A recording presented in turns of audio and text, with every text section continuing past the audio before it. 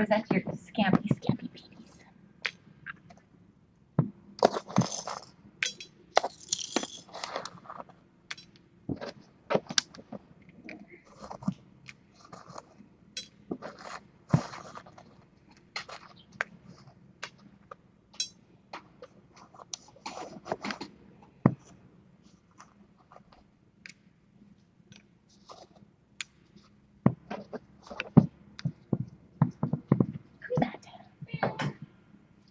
Oh, all the food is outside still.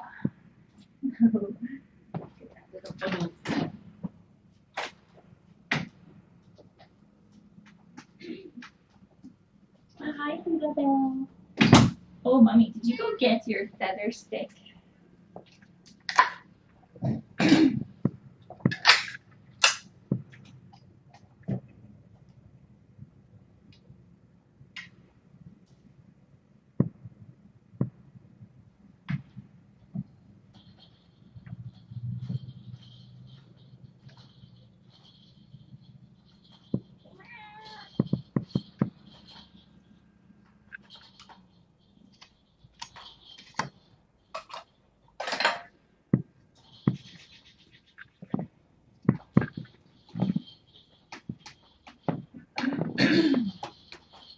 Yes.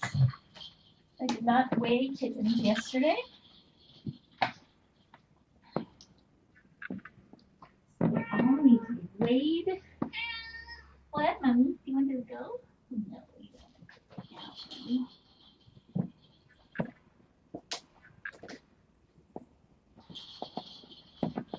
Okay. Oh, so adorable.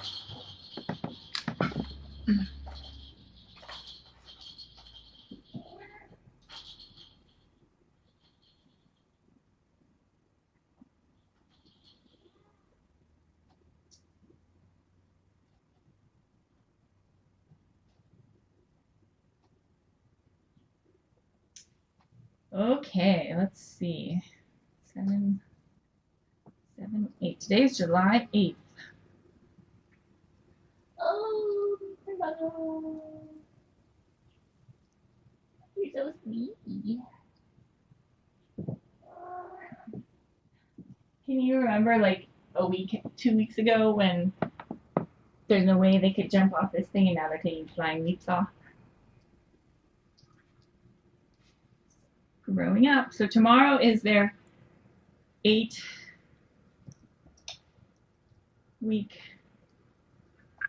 birthday.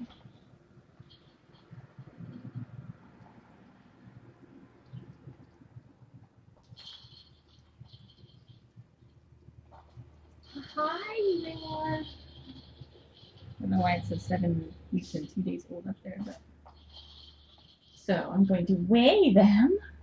Oh, if I can catch them. Sounds very scampy. Here comes Hula Bell. No, we're good. Hula Bell on a Sunday was 811. Oh, Salsa. You're so scampy. Oh, look at you. Such a little scamp. He thinks he's so cool. Oh, Mr. I can come and go as I please. Let's see. Okay, Salsa yesterday was 2 days ago was 9:04. 9:52. That's 2 days of weight gain. That's good. Good job. He's almost ready. So I'm just going to average out the growth to fill in the missing day. Oh, it's a Linder's. Linder's was 8:53. Hoping for a big. Oh, good. We'll take it. 8. Are you going to sit down? You're thinking about it? 8:82 for Lindy. That's good.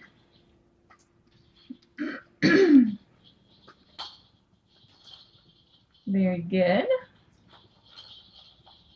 Oh, now she will stay in there. Did you eat breakfast yet? Go eat your breakfast. Let's wave the buggles. Go. Come here. Hey. Oh, hey. Hey. Hula bell. Oh my goodness. That's not what we need. Oh, but the Buggles. Buggles was 730 grams 2 days ago. Oh, good boy. 793. Good boy. That's a good boy. Oh, that's going to help your number. Yes, it is. That is going to help his number. That is good. Wow, 2 big days in a row. What a good boy. What a specimen. So proud of you. Who else? Let's see. Foxy Fox was 873. Let's see right now. Oh.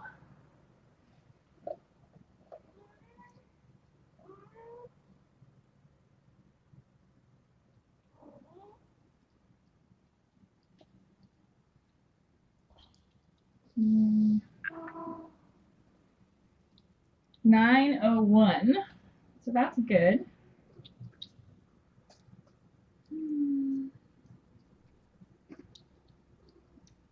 Hi.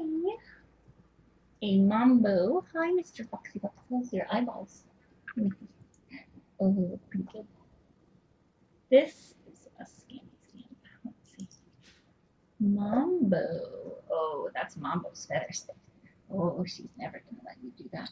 She was 842. Oh, no, she's too fast. Too fast. Oh, Buggles. Mr. Buggles. I need, would Torties please report to me? All right, Hula Bell was 811. We already did you, Linders. You did a good job. Oh, oh. Nope. You stay in there, Scampy Scamp. Oh, she's so scampy right now. Good, Hula Bell.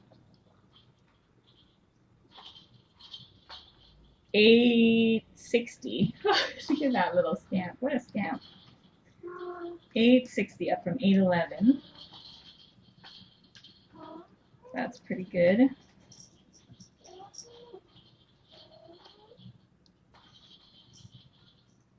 And the Mambo. You're a Hula Bell. I need this one. I need this one with the half mustache and the cowlick.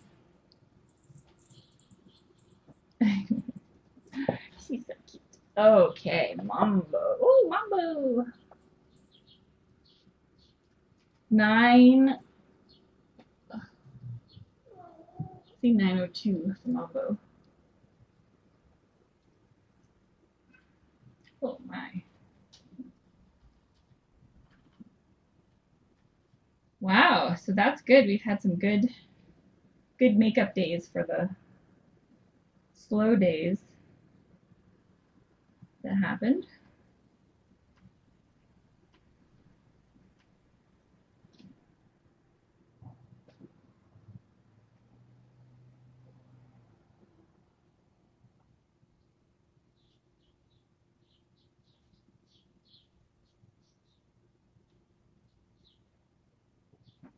So let's look at our days. So that helped our days until spay neuter quite a bit. For the first time, everybody is under 3 weeks. Salsa is 4 days out.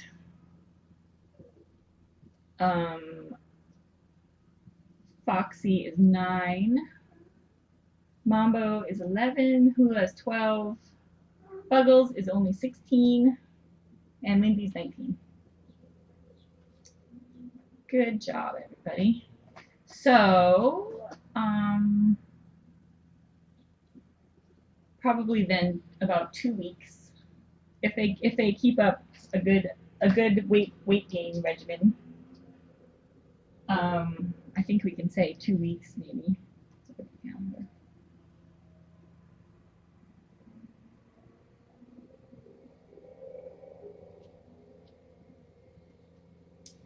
So potentially the week of the 21st.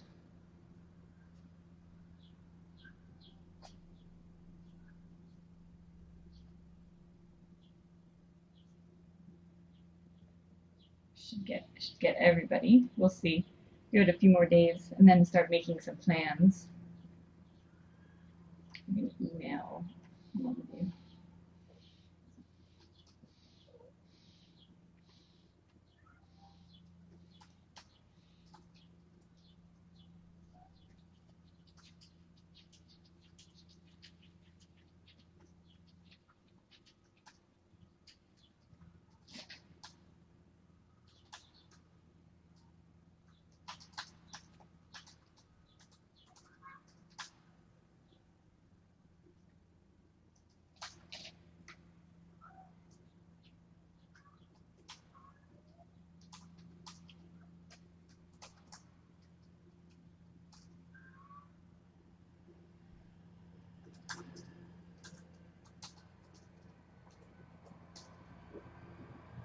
So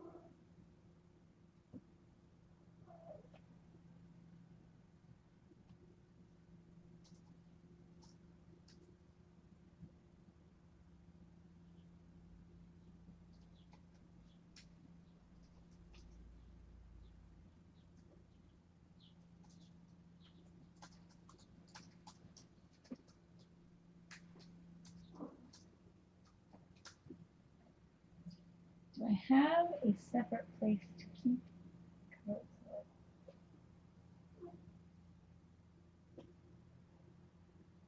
That is the question.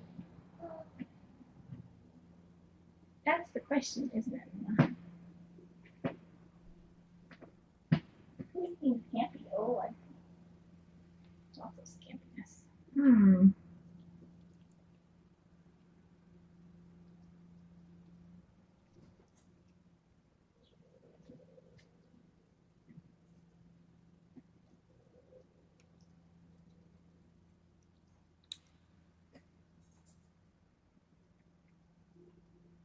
We're all such little scamps. Okay.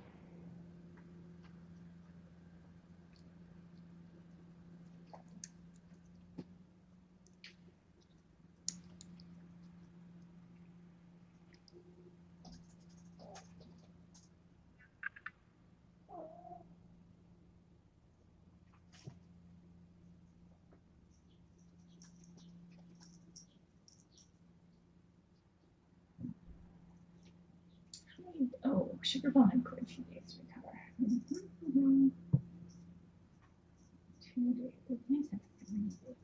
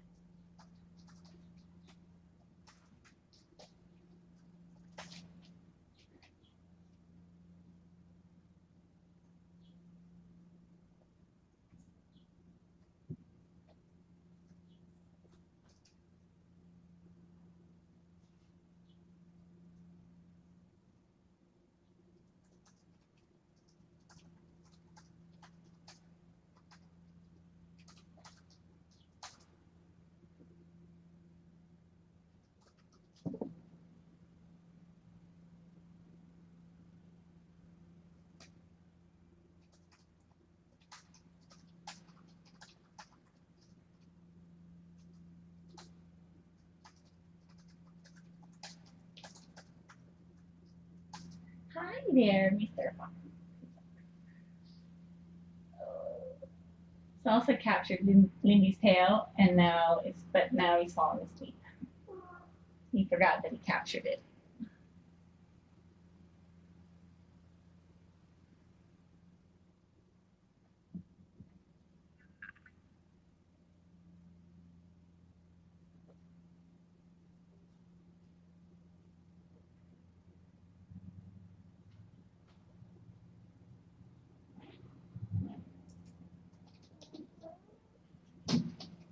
All right, so email has been sent.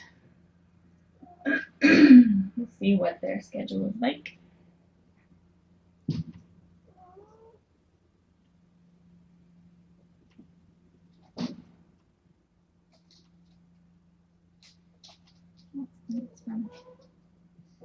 Okay.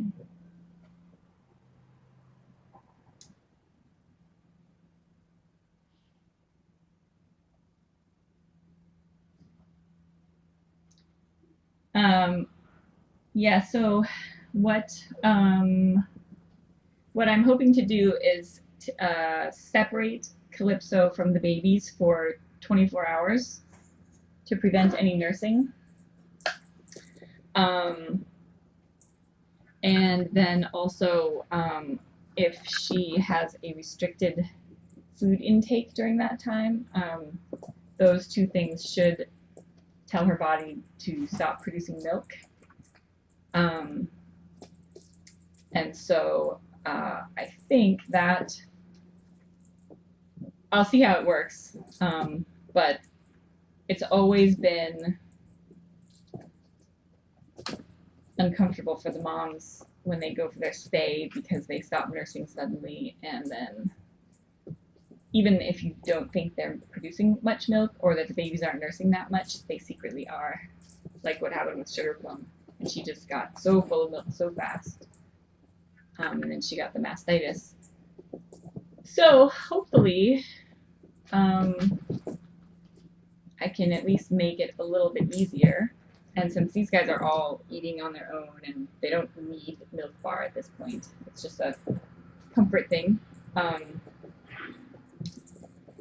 That's the plan. So I'm gonna wait till probably a week or 6 days, 5-6 days, maybe before for Calypso's spay date, and then we'll see. Oh, good jumping! Oh, look at that floofy fox. Get it, mama. So that's the plan. And then if I can get Callie spayed first and give her a couple extra days for recovery, and then she'll have to be kept separate from the babies because we don't want the nursing when she has the anesthesia and painkillers in her system, because that will all come through the milk to the babies. And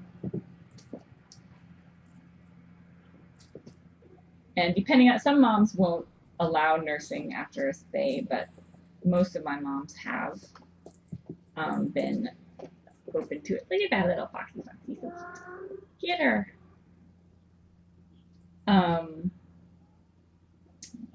So we'll have to make sure there's no nursing until the pain meds are out of her system, and then she can self-police milkbar at that point. Hopefully we'll be dried up at that point, but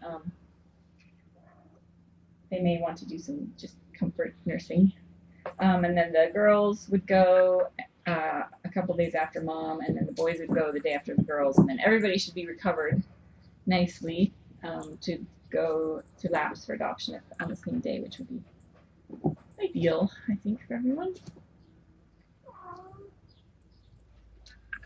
So that's so I emailed Mountain View to see what their schedule's like, because that's a lot of spays and neuters.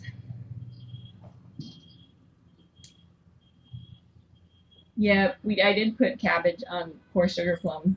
She was oh man, mastitis hers at least came on. I think most comes on pretty quickly. Hers came on within a couple of hours, and the way you can tell, well, the way I could tell with her is that she went from acting normal to being lethargic and clearly had a fever. And if you looked at her nipples, she had one that was quite, well, they were all quite swollen, but there was one that was particularly hard and red. There are two main things that would cause a sudden fever in a mom cat. One is a uterine infection, and the other is mastitis. So if you have a mom cat and she suddenly is not eating and lethargic and seems off, it could be one of those two things, both of which require immediate vet attention. So she got IV antibiotics and painkillers and fluids, and then I brought her home and I did try cabbage, and she actually seemed to like it. It's impossible to tell if it actually did help, but it probably felt good. It was a bit cool. So I don't know. She had a very fast recovery, though. It comes on fast, but I think it was caught early enough that they had her on IV meds all day, and then she was much better by the evening, which was a big relief. Woo! Look at this guy. Oh, it's a bubble. It's a bubble.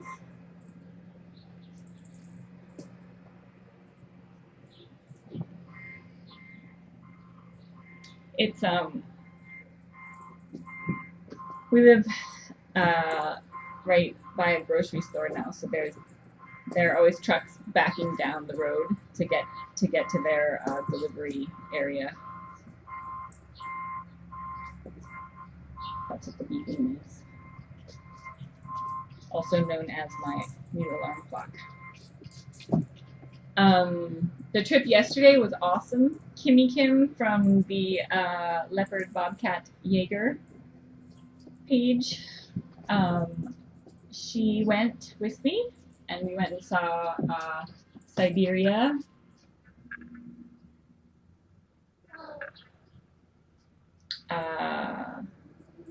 Down in Washington, and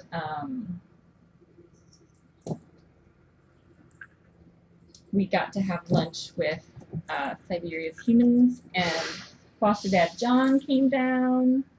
It was lots of fun. Sibby Sibs is doing great. He's gigantic, extremely handsome, and he has a new companion, Sam, who's also very adorable and handsome. And they've been getting along very well, the two of them.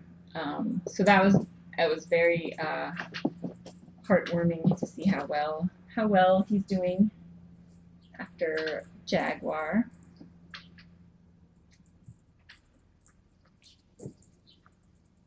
Oh, little buggles, you're so cute. Little buggles. Oh, Mr. Buggles, who lives on Tail Patrol. What else?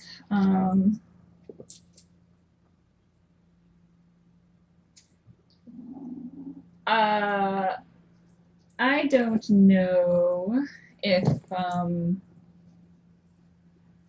Sibby Sib remembered me. He did let me hold him and pet him like I used to pet him, but it's not like he came running out of the room to see me. He and Jaguar were probably the most skittish of the bunch. But they were the kind of cats that once you caught them, then they liked being petted. Particularly Jaguar, he would just kind of melt into your lap and purr and purr and purr, and just so sweet. Sibby Sibs was always a little more independent, but he did let me hold him and pet him and like I used to. So that was very nice. And we played with his sparkle stick. And Mambo. Oh, Mambo, you're so funny. So that was good.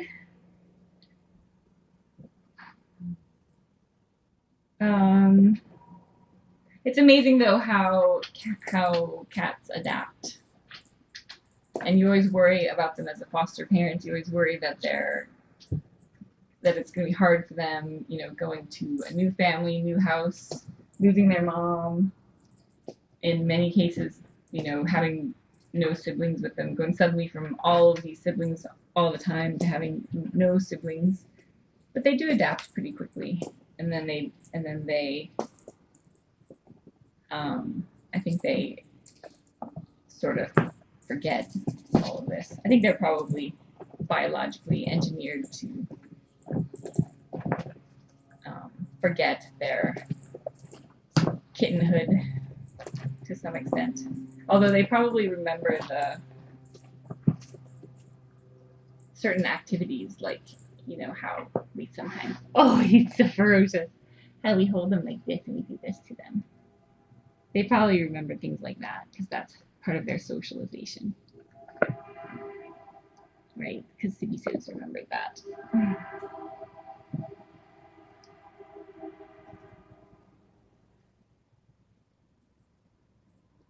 Where are you going, Scamperoo? Scamperoo. How did I get into fostering? When I lived in Philadelphia, I had a friend who was a volunteer for the SPCA there, which was a kill shelter and always overcrowded. And she would get emails during kitten season saying, like, this litter of kittens has come in. If someone doesn't take them into foster care in the next 24 hours, they will be euthanized. And so my friend and I ended up with like 17 kittens in her tiny one-bedroom apartment, doing like assembly line bottle feeding and all sorts of stuff like that, just because if we hadn't, it's hard to resist an email with like these little pathetic little sickly kittens that they say basically have 24 hours to live. So we took as many as we could, and basically we didn't really get a lot of support. Like, we didn't do deworming or anything back then. It was just, you know, keep them alive long enough to find them a home, basically. So that was kind of my first fostering experience. But I saw how badly it's needed. And it's also nice when you're in a situation where you can't commit to a lifetime of cat care. So, like, I moved around a lot, and so committing to a litter of kittens for 8 weeks is a lot. It's something you can do if you can't, or if you don't have, you know, if your housing situation is not certain for the long term, or, you know, whatever, if you're moving around or your job is changing or whatever, something you can do that's short term. But you still get to play with cats. It's so great on so many levels. Oh, look at you.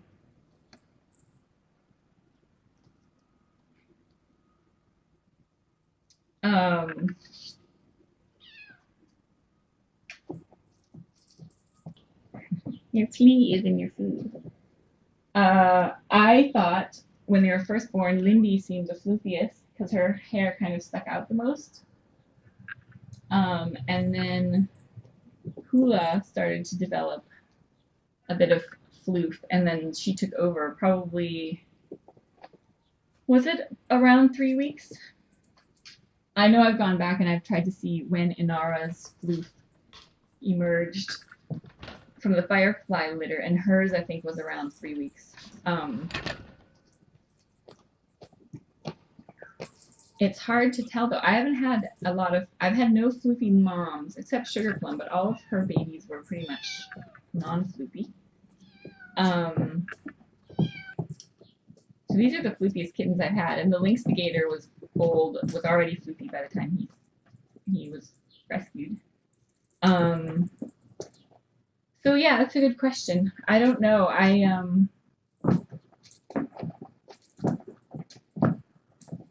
I think it takes for me it's happened between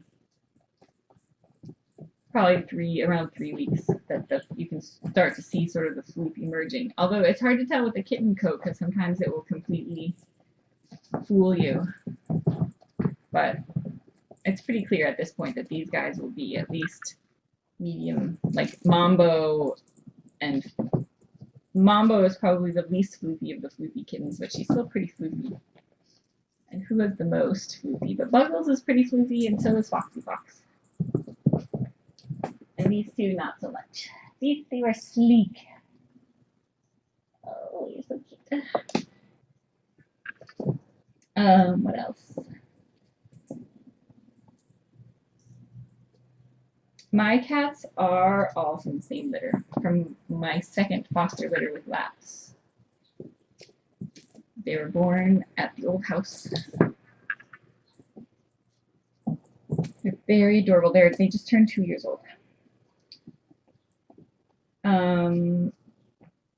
Well, the kittens will come back after they are spayed.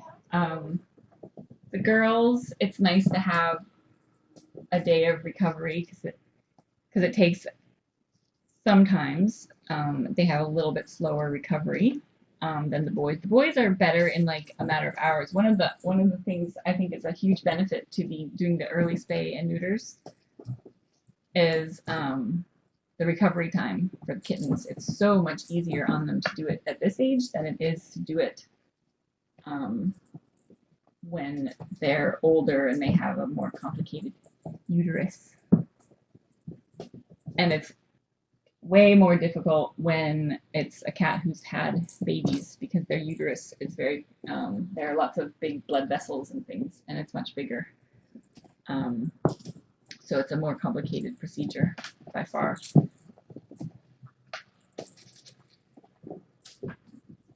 So Callie will have a couple of days of recovery required after her surgery. I like for the girls to go in one day and then the boys to go the next day, so the girls get an extra day to recover. And the boys get one night.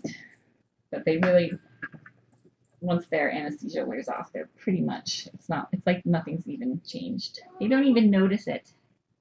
Do you, Foxy Fox? You don't know what I'm talking about. But you will find out. Let me see. Let's see. Wouldn't it be funny if I went in and we discovered that someone was actually a different gender? Well, I don't need to tell you, really. Oh, he's a boy. Buggles is a boy. He's so floopy, it's hard to find his stuff. I think Dr. Ferguson has already done a testicle check to make sure everyone's got 2. Everyone that should have 2, I should say, has 2. What else?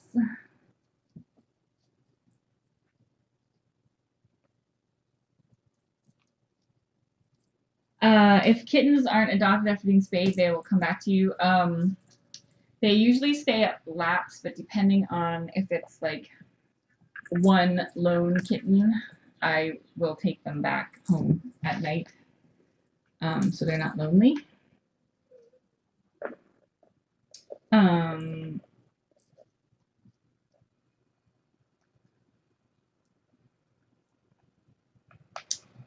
We have not done the matching for applications yet.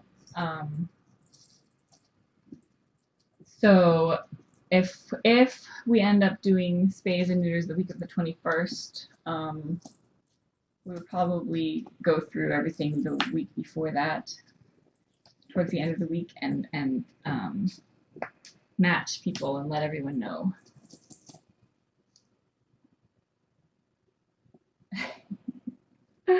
Very important question for former Philly resident Pats or Genos. I'd have to say Pats.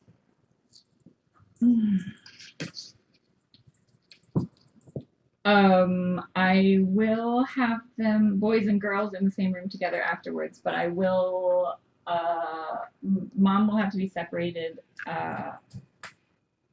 and or supervised when she's with kittens because we don't want the kittens nursing on her after her surgery.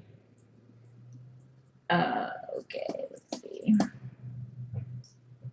So I'm thinking as of the weights today, if we can continue gaining weight at this rate, Buggles, then we can hopefully schedule spays and neuters the week of the 21st. So sometime toward the end of that week is when they would be available. This all depends on Mountain View's schedule, of course, because it's kitten season, of course, so they're being inundated with spays and neuters from laps.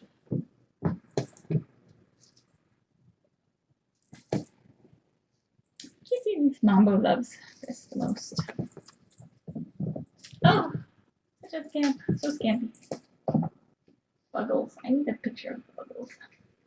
Buggles. He's like handsome. Such a little Buggles. Ooh, look at Buggles. Oh, that's not a picture at all.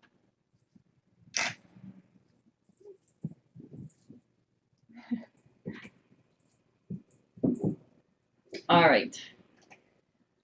And on that note, I've got catching up to do after my big field trip yesterday.